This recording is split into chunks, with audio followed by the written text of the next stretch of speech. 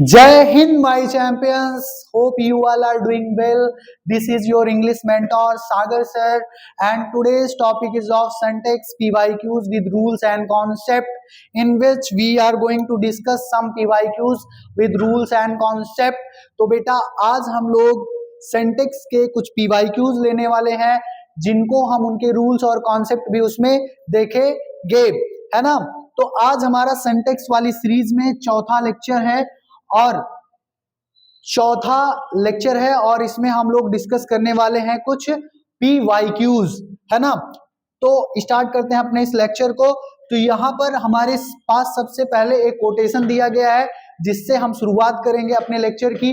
तो वो कोटेशन क्या है पहले हम पढ़ते हैं, है ना। वो कोटेशन एलॉन मस्क के द्वारा कहा गया है। एलॉन मस्क आप जानते हैं बहुत ही फेमस व्यक्ति हैं और बहुत ही रिच इंसान है। तो उन्होंने क्या कहा है, if something is important enough, अगर आपके लिए कोई चीज बहुत ज्यादा इंपॉर्टेंट है तो उसको क्या करें, do it even if odds are not in your favour. अगर कोई चीज आपके लिए इंपॉर्टेंट है तो उसको हर हालत में कीजिए, चाहे सिचुएशन जो है वो आपके फेवर में हो या ना हो बेटा। तो जैसे अभी आप स्टूडेंट हैं तो आपके लिए मस्ट क्या है, पढ़ाई है। इंपॉर्टेंट क्या है, पढ़ाई है। तो कोई भी सिचुएशन हो, दिक्कत हो या कोई भी परेशानी हो, आपको पढ़ाई से दूर नहीं होना है, क्योंकि एग्जाम भी आने वाले हैं। तो बेटा एकदम इंटरेस्ट के साथ में पढ़ाई को करें। अगर बोरिंग भी लगता है पढ़ाई तब भी आप करें, क्योंकि भैया उसी से कल्याण है आपका। चलो हम लोग अपने क्वेश्चन पे चलते हैं। क्वेश्चन हमारा पहला क्या है कि मोर you have more you Covid.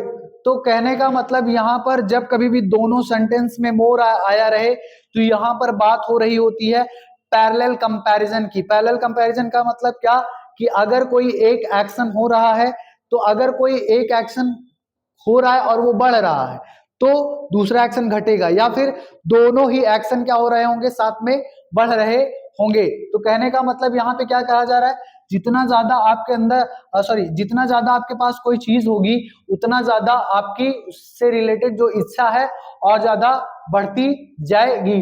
तो यहाँ पर एक चीज आप समझिएगा, ऐसे सिचुएशन में क्या होता है, दोनों सेंटेंस में क्या करते हैं हम, मोर के पहले क्या लगा देते हैं, दा लगा देते हैं। क्या लगा देते हैं, दा लगा देते हैं। तो ये पैरेलल कंपैरिजन हो जाता है। ठीक है, समझ में आई बात।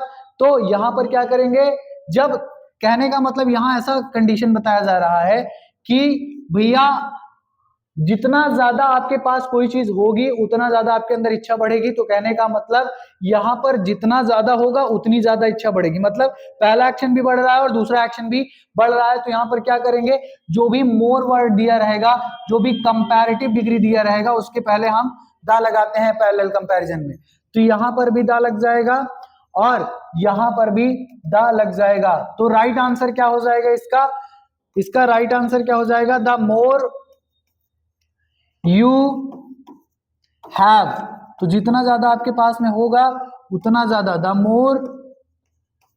मोर यू कोविड, है ना। तो इस तरीके से ध्यान रखना है। यहाँ पे क्या मैंने बताया, पैरेलल कंपैरिजन, जब दो एक्शन में कोई एक काम बढ़ रहा है और एक काम नीचे हो रहा है, और या फिर ऐसी सिचुएशन हो एक काम हो रहा हो दूसरा काम भी बढ़ रहा हो। ठीक है, तो मतलब या तो दोनों काम बढ़ते हुए आपको दिखेंगे या फिर एक बढ़ रहा होगा एक नीचे आ रहा होगा। तो ऐसे सिचुएशन में को हम पैरेलल कंपैरिजन कहते हैं। और इसमें क्या होता है, दोनों सेंटेंस की शुरुआत जो है किससे होती है, कंपैरेटिव डिग्री से होती है। और कंपैरेटिव डिग्री के शुरुआत में ही हम लोग क्या लगा देते हैं पैरेलल कंपैरिजन में, भैया दा लगा देते हैं। तो यहाँ पर इसीलिए मोर के पहले यहाँ पर दा लग गया। तो इसका राइट आंसर क्या हो जाएगा, the more you have the more you Covid. तो राइट आंसर इसका ये होगा। ठीक है, अब आ जाते हैं हम लोग क्या अपने दूसरे क्वेश्चन पे। दूसरा क्वेश्चन जो कि 2015 में पूछा गया है दोस्तों। तो ये क्या क्वेश्चन है, पहले आते हैं हम इसको देखते हैं। क्या है, the gold is a precious metal. क्या ये क्वेश्चन सही है या गलत है, तो इसको थोड़ा इसका कॉन्सेप्ट हम डिस्कस करते हैं, कि इसके कॉन्सेप्ट को थोड़ा लेकर चलते हैं कि क्या दिक्कत है इसमें। एक बार आप समझिएगा, जो मटेरियल नाउन होता है उसके पहले कोई भी प्रकार का आर्टिकल नहीं लगता, द आर्टिकल नहीं लगता। जब किसी स्पेसिफिक प्लेस के मेटल की बात हो रही होगी, जब कभी स्पेशल प्लेस, कोई स्पेशल प्लेस होगा उसके मटेरियल की बात हो रही होगी ना, उसके मैटर, या मैटर का मतलब यहां समझ लीजिए मटेरियल। तो यहाँ पर अगर किसी स्पेशल प्लेस के मटेरियल की बात हो रही है तो उसके पहले यहाँ पर हम द आर्टिकल लगाएंगे, जैसे द गोल्ड ऑफ इंडिया, तो ऐसी सिचुएशन होगी तब वहां पर हम द लगा सकते हैं, लेकिन नॉर्मली मटेरियल नाउन के पहले जो है द नहीं लगता है। समझ में आई बात? तो यहाँ पर जो गलती है वो कहां पर है, गोल्ड के पहले जो दा लगा है। अगर यहाँ पर किसी स्पेसिफिक प्लेस के मेटल की बात हो रही होती तब हम यहाँ पर गोल्ड के पहले दा लगा सकते थे, लेकिन ऐसे नॉर्मली मटेरियल नाउन की बात हो रही है तो यहाँ पर हम किसी प्रकार का आर्टिकल नहीं लगाएंगे। ठीक, तो यहाँ पर इसका राइट आंसर क्या हो जाएगा, gold. Gold is a precious metal, precious metal. तो राइट आंसर इसका ये होगा। क्या यहाँ पर ये जो आप प्रीसियस मेटल है ये अपने आप में सही है, बिल्कुल। आपका मेटल जो है सिंगुलर नाउन हो गया यहाँ पर और उसके लिए एडजेक्टिव आया है, और इसी सिंगुलर काउंटेबल नाउन के लिए यहाँ पर आर्टिकल ए आया है। तो कहने का मतलब इस प्रकार से पूरा सेंटेंस जो है हमारा सही हो जाता है। दूसरा, अब आ जाते हैं हम लोग तीसरे क्वेश्चन पे धमाल मचाने के लिए। तो तीसरा क्वेश्चन क्या है बेटा हमारा, कि Mohan and Ram have lost his books looks पढ़ने वाला था भाई, मैं लुक्स पढ़ने वाला था। तो 2015 में ये वाला भी क्वेश्चन पूछा गया है। तो देखते हैं इसमें क्या दिक्कत है, क्या परेशानी है, इसको फिर हम लोग सॉल्व करते हैं। अब आप देखिए यहाँ पे जो सब्जेक्ट दिया गया है वो मोहन है और राम है, तो यहाँ पर ये एक हो गया और ये एक हो गया, तो दो लोग हो गए। तो दो लोगों के अकॉर्डिंग यहाँ पर हैज ना लगकर हैव लगा है, जो कि सही है। तो यहाँ पर हैव के अकॉर्डिंग जो लॉस्ट लगा है यहाँ पे थर्ड फॉर्म है, वो भी सही है। और यहाँ पर बुक्स अपने आप में ठीक है। यहाँ पर हिज थोड़ा दिक्कत दे रहा है, हिज में थोड़ा समस्या है। जब अगर यहाँ पर आपका सब्जेक्ट ही होता केवल, तब पॉजेसिव केस हिज लगता।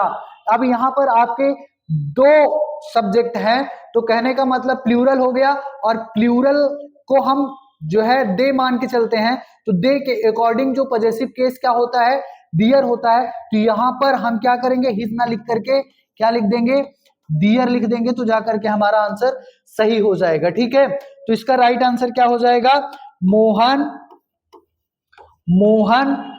And Ram have lost their books. समझ में आई बात? तो इस तरीके से इसका आंसर सही हो जाएगा। ये तीन क्वेश्चन हम लोगों ने डिस्कस किया आपके साथ में। अब हम लोग थोड़ा इसका रीजन समझ लेते हैं, एक बार फिर से रिवीजन कर लेते हैं। पहला क्वेश्चन क्या था, more you have more you covet, है ना। तो कहने का मतलब मैंने बताया कि जितना ज्यादा आपके पास होगा उतना ज्यादा आपकी इच्छा बढ़ेगी कि हमारे पास और हो। तो ऐसे सिचुएशन में तो दोनों सेंटेंस की शुरुआत हम कंपैरेटिव डिग्री से करते हैं, और कंपैरेटिव डिग्री के पहले हमेशा दा लगाएंगे जब पैरेलल कंपैरिजन की बात हो रही होगी। तो यहां पर भी दा लगा देंगे और यहां पर भी दा लगा देंगे, तो इसीलिए मोर के पहले यहां पर भी दा लग गया है, मोर के पहले यहां पर भी दा लग गया है। और दूसरे वाले रूल में कॉन्सेप्ट हमने क्या डिस्कस किया कि जो मटेरियल नाउन होता है उसके पहले वैसे यूजुअली अगर हम देखें तो हमारा आर्टिकल दा नहीं आता, लेकिन अगर किसी स्पेसिफिक प्लेस के मैटर की बात होगी, मटेरियल की बात होगी, रॉ मटेरियल की बात होगी, तो उसके पहले यहां पर हम द आर्टिकल लगा सकते हैं। और यहां पर तीसरे क्वेश्चन में हमने क्या देखा, जो मोहन एंड राम थे वो दो लोग हैं, तो दो लोग जब सब्जेक्ट में आते हैं तो उसको हम दे मान के चलते हैं, प्लूरल, और उसी के अकॉर्डिंग यहाँ पर पॉजेसिव केस दियर लगा देते हैं। तो यहाँ पर इस तरीके से हमारा आंसर सही हो जाता है दोस्तों। ला ला ला ला ला ला ला। चलो अब आ जाते हैं हम थोड़ा अपने नेक्स्ट क्वेश्चंस पे, और नेक्स्ट क्वेश्चंस हमारे क्या हैं, अब इसको धमाल मचाते हैं, क्या दिक्कत है यहाँ पर देखते हैं। इस क्वेश्चंस में भैया क्वेश्चन है आस्क ही टू गो। अब थोड़ा ये क्वेश्चन पर्सनल प्रोनाउन का है, थोड़ा आपसे मैं डिस्कस करता हूं कि अगर कभी भी सेंटेंस में कहीं वर्ब दिया गया है तो वर्ब के पहले हमेशा प्रोनाउन जो होता है सब्जेक्टिव केस में आता है, और वर्ब के बाद में जो प्रोनाउन होता है वो ऑब्जेक्टिव केस में आता है। ऑब्जेक्टिव केस मतलब जो प्रोनाउन होगा और या नाउन होगा वो ऑब्जेक्ट के रूप में ट्रीट किया जाएगा वर्ब के बाद, है ना। और जो सब्जेक्ट के पहले आएगा तो वो वर्ब के पहले आएगा तो उसको हम सब्जेक्टिव केस में ट्रीट करेंगे, ठीक है। तो यहाँ पर देखिए ये अपने आप में वर्ब है और वर्ब के बाद जो यहाँ पर प्रोनाउन आ रहा है, क्या ये ऑब्जेक्टिव केस में है? तो आप कहेंगे नहीं, ही तो सब्जेक्ट होता है। तो अगर ही सब्जेक्ट है यहाँ पर तो उसको ऑब्जेक्ट बनाएंगे, ऑब्जेक्ट बनाएंगे तो क्या बन जाएगा बच्चा? ये बन जाएगा हिम। तो इसका राइट आंसर क्या हो जाएगा? यहाँ पर हिम बना देंगे इसको, और यहाँ पे इसका राइट आंसर क्या बन जाएगा दोस्तों? ये बन जाएगा ask him to go, ask him to go बन जाएगा। समझ में आई बात? यहाँ पर अब राइट आंसर ये होगा आस्क हिम टू गो। यहाँ पर ही गलत दिया गया था क्योंकि वर्ब के बाद कभी भी सब्जेक्टिव केस नहीं आता, हमेशा चाहे नाउन हो या प्रोनाउन हो, हमेशा वो ऑब्जेक्टिव केस ही माना जाएगा। और वर्ब के पहले चाहे नाउन आए चाहे प्रोनाउन आए, उसको हमेशा सब्जेक्टिव केस ही माना जाएगा। तो ये चीज आपको ध्यान रखना है, ये कॉन्सेप्ट आपको लिख लेना है ना। मजाक मत करिए भैया, आराम से जो है कॉन्सेप्ट को लिखते चलिए, क्योंकि इन्हीं सारे कॉन्सेप्ट पे आपके एग्जाम में क्वेश्चन पूछे जाते हैं, है ना। तो मस्ती मत करिए, आराम से लिखते भी चलिए, ठीक है। अब यहाँ पर देखते हैं भैया, ये जो हमारा 5वां क्वेश्चन है, इस 5वें क्वेश्चन में क्या है, क्या दिक्कत है भैया, बवाल मचाते हैं। और ये भी 2015 में क्वेश्चन पूछा गया है। तो यहाँ पर क्या दिक्कत है? जो वाटर्स है ऑफ गंगा एंड यमुना, गंगा और यमुना में जो पानी है आर सेड टू बी कहा जाता है, वो डिफरेंट होता है इन कलर, मतलब रंग में। तो कहने का मतलब यमुना जी का जो पानी है वो अलग कलर का होगा और गंगा जी का जो पानी होगा वो अलग कलर का होगा। तो यहाँ पर अब देखिए, जो यहाँ पर वाटर्स दिया गया है, एक चीज आप समझिए, वाटर अपने आप में अनकाउंटेबल नाउन होता है और इसका प्लूरल हम नहीं बनाते हैं। अगर इसका प्लूरल हम बनाते हैं तो अगर वाटर्स कर देते हैं तो इसका मतलब समुद्र हो जाता है, वाटर बॉडीज हो जाता है। तो कहने का मतलब अनकाउंटेबल नाउन को यहाँ पर हम जो है प्लूरल में ट्रीट नहीं करेंगे, इसको प्लूरल नहीं लिखेंगे। यहाँ पर पानी के सेंस में बात हो रही है तो वाटर ही लिखेंगे। अगर जंगल के सेंस में बात हो रही होती तो वाटर्स करते कोई दिक्कत ना होती, क्योंकि वैसे अनकाउंटेबल नाउन का प्लूरल नहीं बनता है। अगर प्लूरल बना दिया जाता है तो उनका बेसिक मीनिंग चेंज हो जाता है। तो यहाँ पर सही आंसर क्या होगा? वाटर्स, वाटर्स ना होकर के वाटर होगा, water of Ganga, water of Ganga and Yamuna, water of Ganga and Yamuna are said to be, are said to be, said to be के बाद क्या लिखेंगे? Different in colour, different, different in colour. आप कहेंगे कलर की स्पेलिंग ये लिखें, तो हाँ बेटा कलर की स्पेलिंग ये भी होती है, कोनो दिक्कत नहीं है, कोनो परेशानी नहीं है। तो समझ में आया क्यों यहाँ पर वाटर्स नहीं करेंगे? क्योंकि यहाँ पर वाटर्स अगर कर देते हैं तो इसका मतलब जंगल हो जाएगा, और वाटर यहाँ पर करेंगे क्योंकि यहाँ पर पानी के सेंस में बात हो रही है, तो वाटर ही सही होगा। और यहाँ पर हमने फिर क्या सही करके लिखा? वाटर। समझ में आई बात, है ना। तो आ जाते हैं हम लोग अपने नेक्स्ट क्वेश्चन पे। नेक्स्ट क्वेश्चन पे भैया, नेक्स्ट क्वेश्चन क्या है हमारा? Whose cattle are these. तो यहाँ पे पूछा जा रहा है हुज कैटल, यहाँ पर हुज अपने आप में इंट्रोगेटिव एडजेक्टिव हो गया, सॉरी इंट्रोगेटिव एडजेक्टिव हो गया, और उसके लिए यहाँ पर नाउन आया है जो कि प्लूरल है ना, प्लूरल नाउन है कैटल, और उसके अकॉर्डिंग यहाँ पर आर सही है।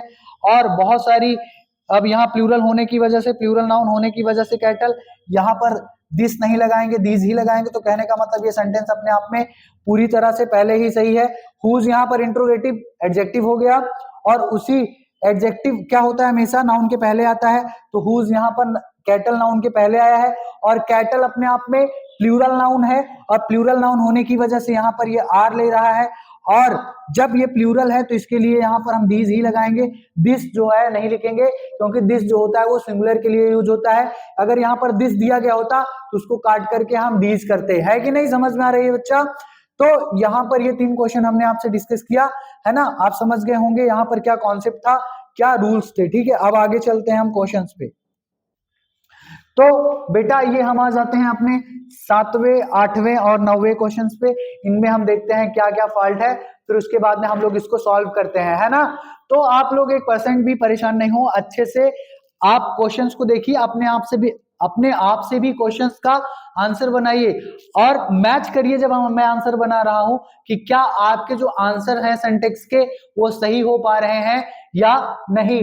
मजाक नहीं करना है, एकदम बढ़िया से आपको करना है। तो I prefer coffee than to. अच्छा, मैंने आपको पिछले लेक्चर्स में एक चीज मैंने बताया था, प्रेफरेबल। प्रेफरेबल प्रेफरेबल के साथ में टू लगता है ना, ये बताया था मैंने। और ऐसे ही एक वर्ड और है, सॉरी थोड़ा गलत हो गया बच्चों, गलत हो गया। तो यहाँ पर एक वर्ड ऐसे है प्रेफर, तो एक चीज आप ध्यान रखें, प्रेफर के साथ भी टू लगता है। हम यहाँ इसके साथ में कभी भी देन नहीं लगाएंगे, एक चीज याद रखना है। तो प्रेफर के साथ में कभी भी देन नहीं लगेगा, हमेशा लगेगा क्या, टू लगेगा। तो एक चीज ये ध्यान रखना है बेटा। तो यहाँ पर हम क्या करेंगे, प्रेफर आया है यहाँ पर, तो इसकी वजह से यहाँ पर देन को हटा करके यहाँ पर टू लिखेंगे, ठीक। तो यहाँ पर राइट आंसर क्या हो जाएगा बेटा, I prefer coffee, I prefer coffee to tea, है ना। तो यहाँ पर क्या इसका राइट आंसर हो जाएगा, एक चीज याद रखना है, प्रेफरेबल के साथ भी हमेशा टू लगता है, देन नहीं लगता, ठीक है। तो एक चीज याद रखना है, ना तो प्रेफरेबल और ना तो प्रेफर के साथ में देन लगता है, हमेशा इन दोनों वर्ड के साथ में हमको टू लगाना है, ये चीज आपको ध्यान रखना है, ठीक। तो यहाँ पर देखो हमने टू लगा दिया, ठीक। तो इस प्रकार से जो हमारा आंसर है वो कौन सा क्वेश्चन था, 7वां क्वेश्चन जो था उसका आंसर हमने सही किया। अब आ जाते हैं हम लोग जो है 8वें क्वेश्चन पे, देखते हैं क्या दिक्कत है 8वें क्वेश्चन में। तो जो 8वां क्वेश्चन है वो आर्टिकल से रिलेटेड है। आप लोगों ने आर्टिकल तो बचपन से ही पढ़ते आ रहे हो, ए एन दा कहाँ यूज होता है, तो ए एन का यूज आप भली भांति जानते हैं, है ना। हमको बचपन में ए एन दा का बड़ा कॉन्सेप्ट गड़बड़ तरीके से पढ़ाया कि अगर कोई वॉवेल से स्टार्ट होता है तो उसके पहले एन लग जाएगा, कॉन्सोनेंट से स्टार्ट होता है तो उसके पहले आ लग जाएगा। तो ये वर्स्ट कॉन्सेप्ट था, हम लोगों को समझना है यहाँ पर साउंड पे डिपेंड करता है आर्टिकल, ना कि किससे प्रारंभ हो रहा है। तो यहाँ पर देखिए, यहाँ पर ये जो वर्ड स्टार्ट हो रहा है यूरोपियन, यूरोपियन तो ई से स्टार्ट हो रहा है, तो यहाँ पर एन सही है। लेकिन एक चीज आप समझिए, यहाँ पर इसका साउंड का क्या आ रहा है, या, तो या होने की वजह से यहाँ पर एन ना लगेगा, यहाँ पर क्या लग जाएगा, आ लग जाएगा। क्यों, क्योंकि जो आर्टिकल होता है वो किस पे डिपेंड करता है, साउंड पे डिपेंड करता है, ना कि किससे वो शुरू हो रहा है, ठीक। और यहाँ पर एक जगह और फॉल्ट है, नॉट एशियन, तो यहाँ ए साउंड आ रहा है, जो कि ए अपने आप में क्या होता है, वॉवेल होता है, और वॉवेल होने की वजह से यहाँ पर एशियन के पहले ए ना लगा करके एन लगेगा। समझ में आई बात कि नहीं। तो यहाँ पे इसका राइट आंसर क्या हो जाएगा बेटा, नहीं समझ में आ रहा है क्या, एक बार फिर से समझा देते हैं आपको कि भैया जो आपका आर्टिकल होता है वो साउंड के बेस पर लगता है, ना कि किससे शुरू हो रहा है, कि कॉन्सोनेंट से शुरू हो रहा है कि वो वॉवेल से शुरू हो रहा है, इस पे कॉन्सेप्ट डिपेंडेंट नहीं होता, वो डिपेंड किस पे होता है, साउंड पे। यहाँ पर देखिए, यहाँ पर वैसे ई आ रहा है, इसके अकॉर्डिंग एन सही था, लेकिन यहाँ पर इसका हम देखें साउंड तो या है, या का और वाई होता है, तो वाई अपने आप में क्या हुआ, कॉन्सोनेंट हुआ ना, तो इसके अकॉर्डिंग हमको लगाना है ना, ए लगेगा, यहाँ पर आ लगेगा, ठीक है। तो जो यहाँ पर साउंड आएगा उसके अकॉर्डिंग जो है हम लोग यहाँ पर चूज करेंगे आर्टिकल। और यहाँ पर एशियन, तो एशियन यहाँ पे साउंड आ रहा है, तो ए देखिए अपने आप में होता क्या है, ए अपने आप में क्या होता है साउंड के अकॉर्डिंग, तो देखिए वॉवेल होता है, तो वॉवेल के अकॉर्डिंग यहाँ पर एन सही है। तो अब इसका राइट आंसर क्या हो जाएगा, he is a European, he is a European, he is a European, not an Asian, ये इसका राइट आंसर हो जाएगा। He is a European not an Asian, इस तरीके से इसका आंसर ये सही होगा। समझ में आ रहा है, मजाक नहीं चल रहा है भैया, अच्छे से पढ़ाई करो, ठीक है ना। इसको क्वेश्चंस को नॉर्मल मत समझिएगा, बहुत टफ क्वेश्चन है, थोड़ा कॉन्सेप्ट को अच्छे से समझकर इसको सॉल्व करना है, ठीक है, एग्जाम में। नहीं तो ध्यान से नहीं पढ़ेंगे तो फिर एग्जाम में आप लोग फिर लीपा पोती करके आएंगे, ठीक है, तो ध्यान से रखना है। ही लाइक टू रीड हिंदू, अब यहां पर ये क्या है, क्या यहां पर हिंदू कोई धर्म के बारे में बात हो रही है, नहीं, हिंदू एक न्यूज़पेपर का नाम है। और एक चीज आप पकड़ नहीं, आप समझ लीजिए कि जितना भी न्यूज़पेपर होता है जी, न्यूज़पेपर होता है ना, जो न्यूज़पेपर होता है उसके पहले हमेशा दा लगता है, एक चीज ध्यान रखना है। तो न्यूज़पेपर के नाम के पहले हमको दा लगाना है, तो यहाँ पर जो हिंदू दिया गया है इसके पहले हमको क्या लगाना है, दा, तब जाके ये जो क्वेश्चन है इसका आंसर सही हो पाएगा। कहने का मतलब ही लाइक टू रीड हिंदू जो दिया गया था उसके पहले क्या लगना चाहिए, दा लगना चाहिए। क्यों दा लगना चाहिए, क्योंकि न्यूज़पेपर के पहले द आर्टिकल आता है। तो इस तरीके से इसका राइट आंसर क्या हो जाएगा बच्चों, इसका राइट आंसर हो जाएगा he like to read, he like to read the Hindu. ठीक, तो इस प्रकार से इसका आंसर ये सही हो जाएगा। समझ में आ गया होगा आपको आंसर कि किस तरीके से हम क्वेश्चंस ही नहीं डिस्कस कर रहे, उसके आंसर ही डिस्कस नहीं कर रहे, उसके कॉन्सेप्ट को और रूल्स को भी डिस्कस करते चल रहे हैं। तो आप लोग भैया लाइक और शेयर भी करते रहिए, क्योंकि बड़ी मेहनत लगती है भैया ये पीपीटी वगैरह तैयार करने में, है ना। तो भाई आगे स्लाइड पर आ जाते हैं हम लोग अपने। ये कुछ 3 हमारे लास्ट क्वेश्चंस है ना। ये लास्ट क्वेश्चन को हम डिस्कस करते हैं, इनमें क्या दिया गया है भैया, कहाँ गलती है, क्या समस्या है, आओ देख लेते हैं। हे कृष्ण हरि नाम जगन्नाथ प्रेमानंद, ये क्या हुआ, many a patriot have died for his Motherland. तो बहुत सारे ऐसे क्या है, बहुत सारे ऐसे पैट्रियट हैं, देशभक्त हैं, जो कि क्या हो गए, वो भैया अपनी मातृभूमि के लिए अपने शरीर को त्याग दिए, है ना। तो एक चीज आप समझिएगा, यहाँ पर एक थोड़ा सा दिक्कत हो गया है कि आप समझिएगा, एक चीज होता है मेनी आ, एक वर्ड है मेनी, एक वर्ड है मच। तो यहाँ पर इन तीनों कॉन्सेप्ट को थोड़ा समझ लेते हैं। मेनी और मच में क्या डिफरेंस होता है। मेनी आ जो होता है उसके तुरंत बाद में हमेशा प्लूरल नाउन ना करके सिंगुलर नाउन आता है, थोड़ा गड़बड़ हो गया है ना। तो मेनी आ अगर आएगा तो इसके बाद में हमेशा सिंगुलर नाउन आएगा और हमेशा इसके साथ में एसएचवी लगेगा। अगर मेनी आ रहा है तो इसके साथ में प्लूरल काउंटेबल नाउन आएगा और इसके साथ में हमेशा पीएचवी प्लूरल हेल्पिंग वर्ब। और मच आ रहा है तो अनकाउंटेबल नाउन और इसके साथ में हमेशा एसएचवी लगेगा सिंगुलर हेल्पिंग वर्ब। तो ये चीज ध्यान रखना है। कहने का मतलब अगर सेंटेंस में मेनी आ रहा है तो आ देखो क्या है, आ किसके पहले लगेगा, सिंगुलर नाउन के पहले तो लगेगा। तो यहाँ पर इसी सिंगुलर नाउन के लिए ही आ आया है और मेनी आ का मतलब होता है बहुत सारे। और जब यहाँ सिंगुलर नाउन आया है तो अपने अकॉर्डिंग क्या ले लेगा, एसएचवी। और यहाँ मेनी अपने आप में कई होता है जो अपने बाद तुरंत क्या लेगा, प्लूरल काउंटेबल नाउन लेगा और इसके साथ में हमेशा क्या लगाया जाएगा, पीएचवी मतलब प्लूरल हेल्पिंग वर्ब। और जो मच वर्ड है वो अपने बाद में अनकाउंटेबल नाउन लेता है और अनकाउंटेबल नाउन भी अपने साथ में हमेशा एसएचवी सिंगुलर हेल्पिंग वर्ब भी लेता है। तो समझ में आ गया होगा ये कॉन्सेप्ट। अब बनाते हैं इसका आंसर। तो मेनी आ है और उसके बाद पैट्रियट जो कि सिंगुलर नाउन है, बिल्कुल सही। तो यहाँ पर जब यहाँ मेनी आ के बाद में सिंगुलर नाउन आया है तो इसके साथ में क्या लगना चाहिए, सिंगुलर हेल्पिंग वर्ब भी लगना चाहिए। क्या यहाँ पर हैव सिंगुलर है क्या, तो आप कहेंगे सिंगुलर हेल्पिंग वर्ब नहीं है, तो यहाँ पर इसको हम क्या कर देंगे, काट कर क्या लगाएंगे, हैज। तो इस प्रकार से जो इसका आंसर होगा अब सही होगा, यहाँ पर हैव ना लगा करके क्या लगना चाहिए था, हैज लगना चाहिए था। तो इसका राइट आंसर क्या हो जाएगा बच्चों, राइट आंसर हो जाएगा मेनी थोड़ा गड़बड़ हो जा रहा है तो कोई दिक्कत नहीं। यहाँ पर पैट्रियट है ना, many a patriot has died, है ना। उन्होंने देहात अपनी जो देह थी उसको त्याग दिया, अपने शरीर को त्याग दिया फॉर हिज मदरलैंड। मदरलैंड का मतलब होता है मातृभूमि।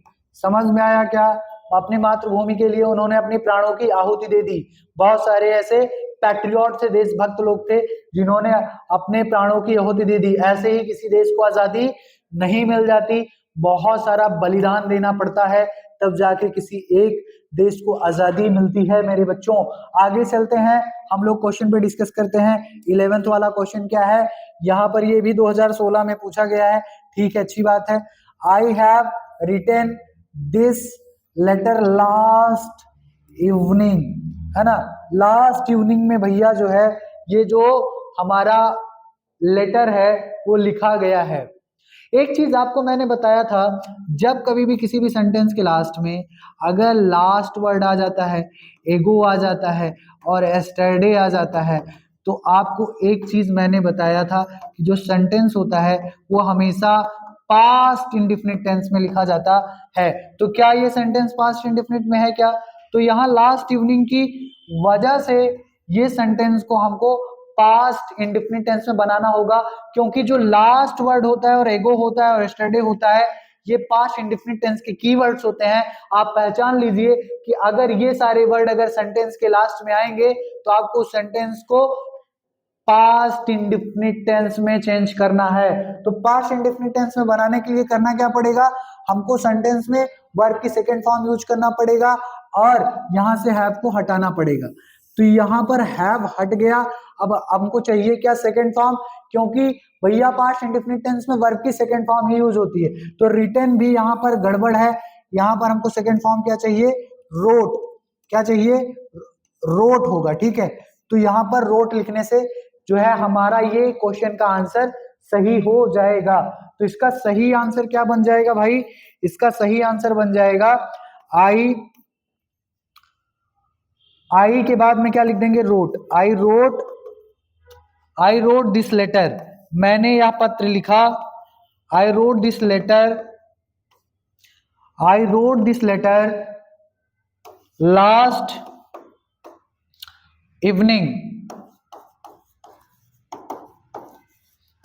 इवनिंग में मैंने ये जो है पत्र लिखा। तो कहने का मतलब आपको समझ में आ गया होगा कि अगर किसी भी सेंटेंस के लास्ट में लास्ट, एगो, यस्टरडे ये सब आएगा तो आपको एक चीज रट्टा मारिए कि उस सेंटेंस को आपको बच्चों क्या बनाना है, उसको पास्ट इंडेफिनिट बनाना है, नहीं तो फिर वही होगा, हे कृष्ण जगन्नाथ प्रेमानंद, ये क्या हुआ, फिर वही वाली हाल हो जाएगी आपके साथ में। तो ये चीज ध्यान रखना है, ठीक है। अब आ जाते हैं हम लोग लास्ट क्वेश्चन पे। सन गिव्स अस, हमें देता है क्या, लाइफ, जीवन देता है, एंड लाइट और प्रकाश देता है। और ये पूछा गया है 2016 यूए में, भैया यूए, तो ये सेट का नाम है और 2016 में ये क्वेश्चन पूछा गया है एग्जाम में। तो अब इसका आंसर जो है आप लोग फेंक कर मारिए, क्या आंसर होगा भैया इसका। तो यहाँ पर ये जो सन है ना, तो सन जो होता है, एक चीज आप ध्यान रखिएगा, जितनी भी नेचुरल चीजें हैं जैसे ह्यूमनली बॉडीज हैं, सन, मून, नेचर, यूनिवर्स, ये सब सैटेलाइट, ये सब कुछ ऐसे वर्ड हैं जिनके साथ में हमेशा दा लगता है। तो यहाँ पर क्या करेंगे, केवल दा की कमी है, यहाँ पे दा लगा देंगे, हमारा काम हो जाएगा। तो इसका राइट आंसर क्या हो जाएगा भाई, राइट आंसर मैं यहाँ लिख दे रहा हूं, the sun gives us life and light। तो जो सूर्य होता है वो हमें क्या देता है, जीवन देता है और प्रकाश देता है। इस प्रकार से जो हमारे सारे क्वेश्चंस थे वो खत्म होते हैं, है ना, ये 12 क्वेश्चंस। और आज आपकी ये सिंटैक्स की जो सीरीज है ना, PYQs with rule and concept, ये समाप्त होती है, क्योंकि मोस्टली जो कॉन्सेप्ट हैं जो आपके एग्जाम में आते हैं वो सारे मैं इनमें जिक्र कर चुका हूं। और आप अब सिंटैक्स के क्वेश्चन लगाएं, है ना। अगर फिर कहीं पर आपको कोई दिक्कत आती है तो ये रहा हमारा नंबर, आप व्हाट्सएप भी कर सकते हैं हमें 9335998557। तो ये हमारा नंबर है, इस पे आप व्हाट्सएप करके जो है कोई भी क्वेश्चन में अगर दिक्कत आती है तो आपको उसका आंसर भी बता दिया जाएगा विद रीजन एंड डिटेल, ठीक है। तो और परेशान होने की जरूरत नहीं है, और एग्जाम आने वाला है और बहुत अच्छे से आप लोग पढ़ाई करिए, मजा मत लीजिए, ठीक है। आगे आ जाते हैं हम नेक्स्ट स्लाइड पे, चलो ठीक है। तो भैया आप लोग हमारे साथ जुड़े रहे, आपको धन्यवाद, thank you for watching my video, है ना। आपने इतना ध्यान से पूरी क्लास को अटेंड किया, आपके हम शुक्रगुजार हैं मेरे बच्चों। और अगर इतना सारा कुछ बढ़िया से अटेंड कर लिया है और आपको कॉन्सेप्ट समझ में आ गए हैं, रूल सब समझ में आ गए हैं, तो आप इस वीडियो को ज्यादा से ज्यादा लाइक करिए और इसको शेयर करिए, है ना। और शेयर करने के बाद में एक काम और कर दीजिए, सब्सक्राइब भी कर दीजिए चैनल को, है ना, क्योंकि आपके लिए ही हम लोग मिलकर के मेहनत कर रहे हैं। तो बच्चा आप ही लोग का सपोर्ट हमें चाहिए ताकि हम ज्यादा से ज्यादा वीडियो आप लोग को अवेलेबल करा सकें। आ जाते हैं नेक्स्ट स्लाइड पे। यस तो यहाँ पर क्या है, अगर आपको किसी भी सब्जेक्ट की पीडीएफ नोट्स चाहिए तो आप क्या कर सकते हैं, हमारा टेलीग्राम चैनल है ना, हमारा टेलीग्राम चैनल है ना। उस टेलीग्राम चैनल का नाम क्या है, कैरियर एकेडमी कुंडा। तो आप जब सर्च करेंगे टेलीग्राम पे तो आपको जो हमारा टेलीग्राम चैनल है वो मिल जाएगा और वहां पर आप जाके ज्वाइन हो सकते हैं। और टेलीग्राम का कैसे बहुत सारे भी इस नाम से हो सकता है बने हो टेलीग्राम चैनल। तो आप क्या करेंगे, जो यूट्यूब चैनल का लोगो है एकदम सेम लोगो जो हमारा कैरियर एकेडमी कुंडा का टेलीग्राम चैनल है उसका भी लोगो वैसा ही है। तो आप लोग जो है उसको ज्वाइन करिए और आपको कोई भी पीडीएफ नोट चाहिए हो तो वहां से आपको वो अवेलेबल हो जाएगी, है ना। तो हंसते रहिए, मुस्कुराते रहिए और एकदम मजे के साथ पढ़ते रहिए और एकदम चिल मारिए और एकदम बोरियत के साथ पढ़ाई मत करिए। एकदम बढ़िया जब चिल मार करके एकदम हेल्दी माइंड के साथ स्टडी करेंगे तो आप काफी लॉन्ग लास्टिंग पढ़ाई कर पाएंगे, है ना। नहीं तो फिर आप बोरियत के साथ पढ़ेंगे तो फिर पढ़ नहीं पाएंगे। ठीक है मेरे बच्चों, तो thank you very much for joining us, है ना। लव यू सो मच मेरे बच्चों, है ना। जय हिंद, है ना। जय हिंद मेरे बच्चों।